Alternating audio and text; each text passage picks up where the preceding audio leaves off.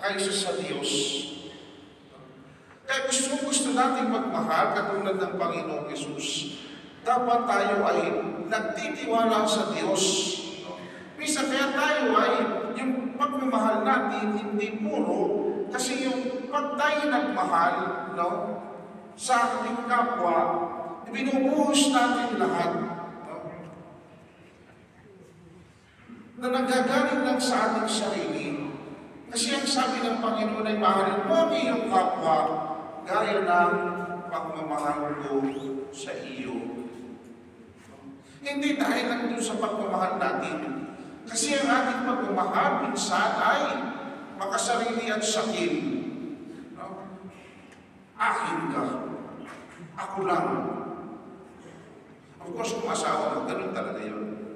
Pero, kahit na nga sa mga pagkakataon yun, kinakailangan pa rin ito'y malayang pinipili, malayang ibinibigay.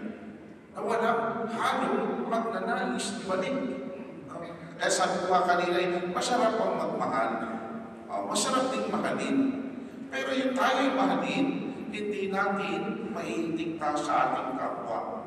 Ang kaya lang natin gawin ay ang magmahal sapagkat kusang loob natin sa atin nang gagaling. Pero yung tayo mahalin ng ating kapwa ay ito isang regalo na ibibigay sa atin. Hindi natin kaya persahin. No? Kaya nga pag may nililigawan kayo, kaya nga nililigawan sinusuyo, inaaro, no? Para mahalin ka rin. Pero hindi pwede ipagpilitan. Diba sabi nung una nga, yung mga naman, lagi ito naninilbihan. Kahit maghigip ka, kahit talento, sundo at atin sa trabaho, kung saan man, lahat na ginagawa ng isang nanunuyo, no, ay hindi naman kasi nalagao kapantay noong matamis na oo nung kanyang piniligawan, di po ba? Pwede ko masabihin, tagal na tagal ko nag-igip dyan sa inyo, nagputol ng kahoy. No? Sige, sagutin mo na ako. Okay. Tapos ang sagot, hindi. May nag-igip lang, no? Kasi hindi pwede ipilit. At ganoon din yung pagtugon natin sa Diyos, sa pagmamahal ng Diyos. Hindi din tayo pinipilit ng Diyos. Kung hindi tayo ay kanyang dinadala, hinahalina, paunti-unti, sa pamamagitan ng ginawa niya para sa atin. Ito ang kaya kong gawin para sa pagmamahal ko sa inyo. Kaya nga, mapapala na sabi ng Panginoon, yung mga dukha, yung mga nagugutom, yung mga tumatangis na nagtitiwala sa Diyos. Nagtitiwala sa pagmamahal ng Diyos. No? Na kahit ako'y dukha sa mundong ito, kahit ako'y nagugutom sa mundong ito, kahit ako'y tumatangis sa mundong ito, kahit ako'y inaanimura, dinadakihan ng ibang tao, alam ko na may Diyos na nagmamahal sa akin. Alam ko na may buhay na walang hanggan, buhay sa kabila, na ang lahat ng ito, hindi ito ang aking katapusan. At sabi ng Panginoon, kung ganoon ang ating pagtitiwala sa kanyang pagmamahal, mapapalad tayo sapagkat ipagkakaroon ng Diyos ang kanyang kaharian. Pagkakaroon ng Diyos, no, ang isang kasaganang kapag sa atin. Pagkakaroon ng Diyos, no, ang mga ngiti, ang mga halakhak sa ating mga labi doon sa kanyang kaharian. At aba, doon sa mga taong umaasa sa kanilang sariling lakas, umaasa sa kanilang kapangyarihan, sa kanilang kayamanan, na ang kanilang pagtawa at paghalakak, ang kanilang kasiyahan na ninanais sa tinahanap ay ang para sa mundo ito lamang. Kaya naman sa kanilang pagnanais maligaya, pagnanais maging mayaman, pagnanais maging usong, ay sila ay tumatapak sa karapatan ng kanilang kapwa, nananakit ng kanilang kapwa. Aba, kawa-awa ang mga taong sa mundo lamang na ito nakikita ang kanilang buhay. At mapapalad yung mga taong tumitingin sa kabilang buhay. Na mayroong kabilang buhay, kaya nga tayo nagsusumikap maging mabuti, nagsusumikap sundin ang kalooban ng Diyos, sapagkat may kabilang buhay, may regalo ng kabilang buhay na ipagkakaloob ang Diyos. Kaya ito dapat yung pinagsisikapan natin mga kapatid, na tayo tunay na magtiwala sa Panginoon.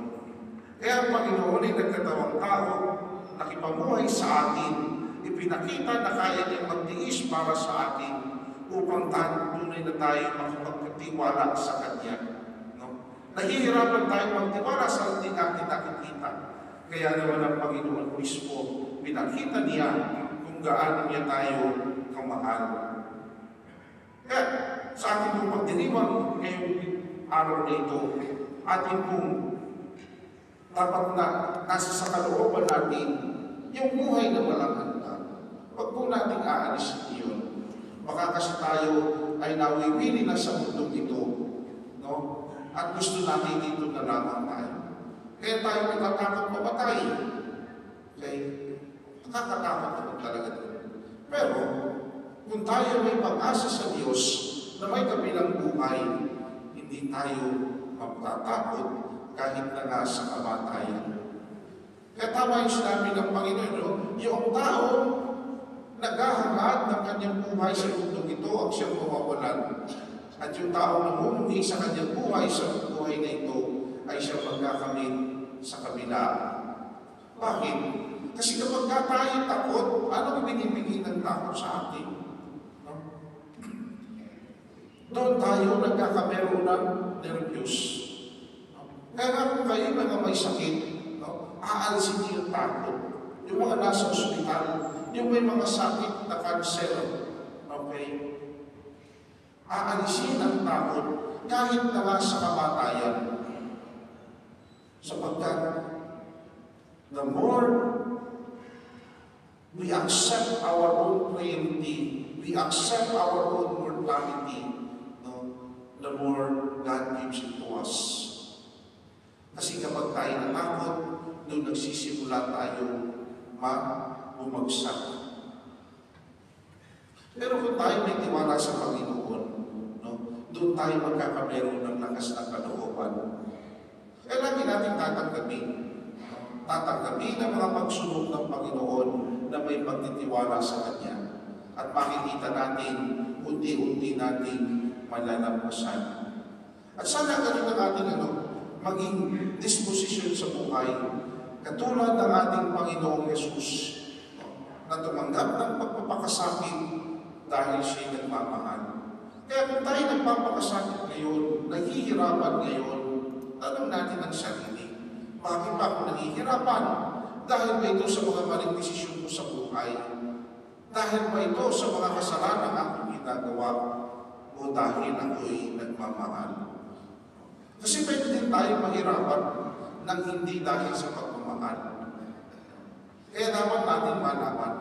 Sapagkat kung tayo nahihirapan, hindi dahil tayo nagmamahal at alang-alang para sa pagmamahal, then ang ating pagpapakasakit, paghihirap ay walang kabuluhan. Marami ang nagdurusa dahil sa pagpiling sa kasalanan. Pero yung mga nagdurusa, nagpakasakit, nagpasa ng krus, alang-alang sa pagmamahal, magtatamo ng kaligayahan, magtatamo ng kaginhawaan. At yun ang nais ipakita sa atin ng Panginoon. No? Kasi bakit may pinapakita natin ng Panginoon? Naghihirap.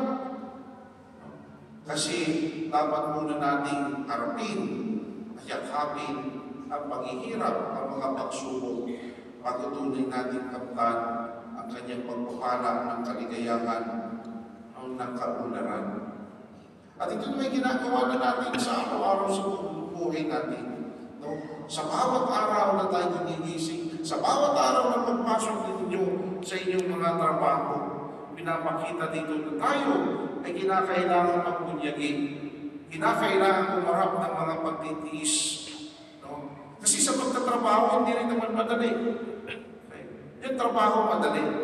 Pero yung kasama sa trabaho, minsan yun ang mahirap. Di po ba? Okay? O baka naman minsan ikaw yun. tatanungin mo yung sarili mo. Baka ikaw din yung pahirap doon sa trabaho, doon sa pinagtatrabahuan mo. Ano po? Minsan kasi madali natin makita. At tunay naman yung mga ganung tao, parang mahirap kasama sa trabaho. Pero tingnan din natin ang ating sarili. Baka minsan tayo din yung mahirap kasama sa trabaho. At kung nakita natin, napagtanto natin, atin pong babaguhin. Kasi ito yung buhay ng Kristiyano. Hindi dahil tayo yung perfecto. Kung hindi tayo dahil tayo tinuruan ng Panginoon na magbago. Binigyan ng kakayahan ng Panginoon na baguhin ang hindi tama at hindi maganda sa ating buhay. Kaya mga kapatid, masasabi natin tayo mapalad sapagkat sa kabila ng ating kahinaan, tayo minamahal pa rin ng Diyos. Tayo mapapalad sa kabila ng ating mga pinagdadaanan sa buhay ng ating mga pagsubok. Sapagkat tayo pinatuloy na pinagkakalooban ng Diyos ng buhay, ng kalusugan, patuloy tayong pinagkakalooban ng Diyos ng bagong araw upang harapin ang ating mga sarili-sariling buhay. Kaya dapat tayo lagi nagpapasalamat sa Diyos. Sapagkat pinagindapat niya tayong maging mga mapalad. Amen. Tayo patuloy na magiging mapalad kung tayo patuloy na magtitiwala sa kapangyarihan ng Diyos. Tayo patuloy na magtitiwala sa pagmamahal ng Diyos sa atin. Kahit nga minsan parang hindi natin nararamdaman, pero ang Panginoon patuloy na nagmamahal sa atin. At ang katunayan ay sinasawang larawan doon ang imahe ng ating Panginoong Jesus Nazareno. Siya'y nagpakasakit, kasama natin nagpapakasakit upang sa bandang huli tayo magtamo ng kanyang muling pagkabuhay. Amen. Salamat sa Diyos.